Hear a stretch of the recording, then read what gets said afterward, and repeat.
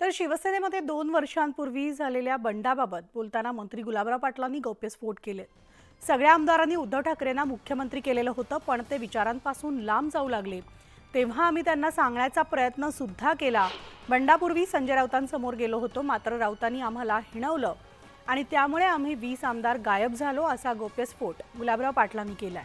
गिरीश महाजन मला घ्यायला आले होते, मंगेश चव्हाण तर सफाई कर्मचाऱ्यांच्या वेशात आले आणि मी ॲम्ब्युलन्समध्ये गेलो, असं गुलाबराव पाटील म्हणाले। उद्धव ठाकरेंच्या शिवसेनेबद्दल मला बोलण्याची काही गरज नाही, तुम्हाला सगळं माहिती आहे। जसं एका पिक्चर मध्ये लिहिलं होतं, तेरा मेरा बाप चोर है, तसं तर आम्हाला लिहून टाकलंय, तेरा तुम चोर हो, तुम गद्दार हो। पण आम्ही कशा करता गद्दारी केली हे पूर्ण महाराष्ट्राने पाहिलेलं आहे। आणि आता जे उमेदवार मिळत आहेत ते का उमेदवार त्यांच्या पकडीतले काय, आम्ही गद्दार आहे आणि हे जे सापडले काय खुद्दार आहे काय।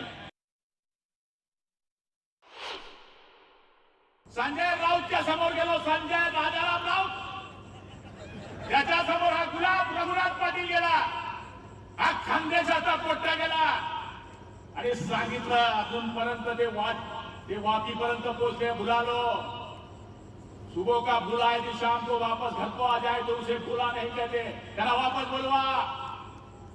त्यावेळेस या लोकांनी आम्हाला हिणवलं म्हणून आम्ही 20 आमदार गायब झालो।